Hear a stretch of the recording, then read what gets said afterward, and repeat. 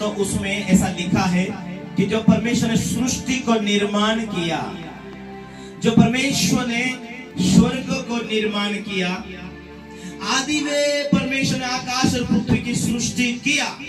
पृथ्वी बेडोल सुनसान पड़ी थी, गहरे जल के ऊपर अंधियारा था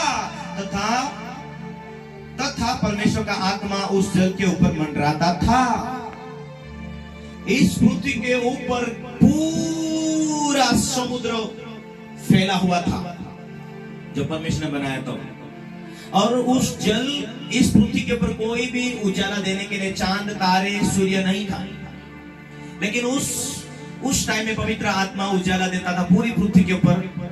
वो घूमता फिरता था।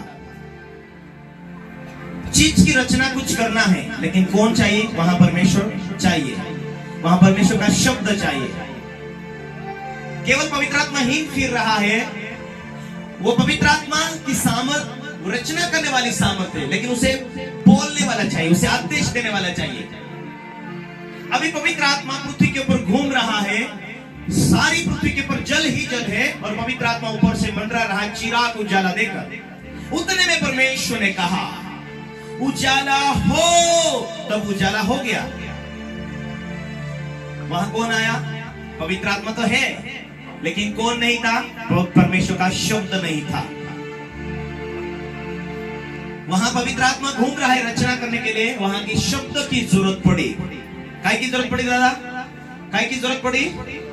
शब्द की जरूरत पड़ी। काय की जरूरत पड़ी? काय की जरूरत पड़ी? परमेश्वर को कुछ बनाने के लिए पवित्र आत्मा है, तो वहां परमेश्वर के शब्द को जरूरत पड़ी। अभी परमेश्वर का शब्द कहां है? बोलो, वचन में है। परमेश्वर का शब्द कहां रखा है?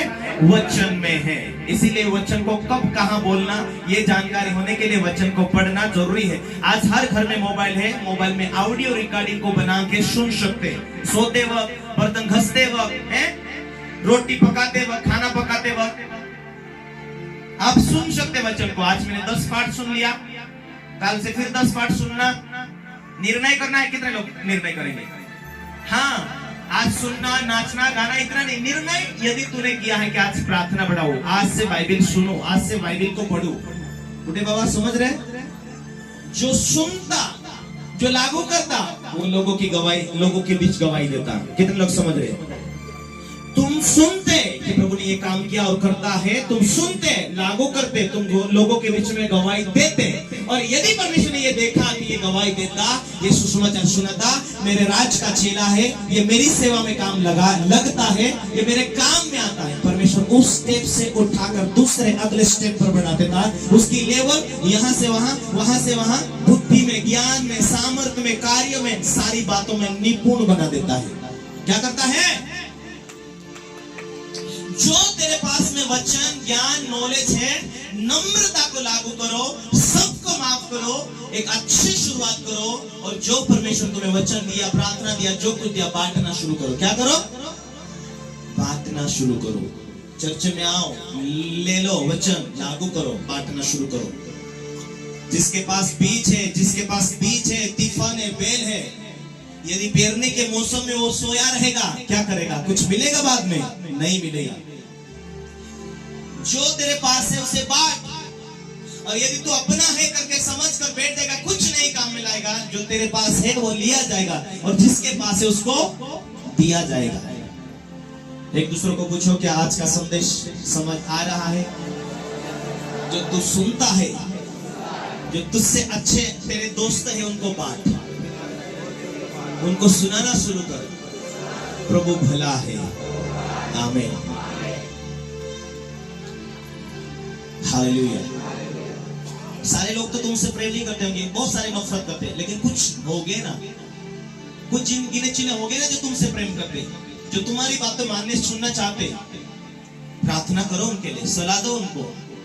जो तेरे पास है, प्रभु को मालूम होगा कि ये बांटना शुरू किया है, तुझे बढ़ाना शुरुआत करेगा। तुझे बुद्धि में जो तेरे पास है, तुम देना शुरू करेगा, बढ़ना शुरू करेगा।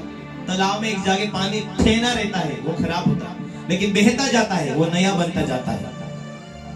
जहां एक जगह पानी रुक जाता है, वो गड़बड़ होता है, खराब होता है, कीड़े पड़ जाते हैं, कितना सारा गंदगी होता है। लेकिन जो पानी बहता है वह नया बनता है। यदि तुम्हारे अंदर तुम वचन अभिषेक को लेंगे और उसे तुम बांटना शुरू करेंगे, प्रार्थना के साथ लोगों के बीच में सेवकाई गवाही देते, बढ़ता जाएगा, बढ़ता जाएगा। Hallelujah, hallelujah. आज वो टाइम हम भूल जाते कि मुझे आज परमेश्वर मेरे साथ है तो सब कुछ मेरे लिए होगा। मैं चट्टान के स्थानों में रहता हूं लेकिन परमेश्वर मुझे पानी देगा। यदि परमेश्वर ने मूसा के मुश्किल के टाइम में निकाल कर लेके गया, सूखे चट्टान में पानी को खोल कर परमेश्वर ने पिलाया, मन्ना बरसाकर परमेश्वर ने उन्हें खाना खिलाया। वो ही परमेश्वर, चमत्कार करने वाला परमेश्वर आज भी जो विश्वास करते उनके दिल में अपनी आत्मा के द्वारा बैठता है। परमेश्वर ने हाबिल को कहा, केन को कहा, यदि तेरा मन सही नहीं हो तो इसीलिए तेरी भेंट ग्रहण ना किया जाएगी। तेरा वो क्रोध, तेरी नफरत, तेरी घमंड, तेरा ईर्ष्या जो तेरे जीवन में है ना, उसके ऊपर रोज तुझे विजय पाना पड़ेगा, नहीं तो वो तेरे ऊपर प्रभुता करेगा, बीमारी देगा, गरीबी देगा, तुझे डिप्रेशन देगा, बहुत तरह तरह की मुश्किल देता जाएगा। जो पाप की ताकत वो तेरे इर्द गिर्द वो घेरा करेगा,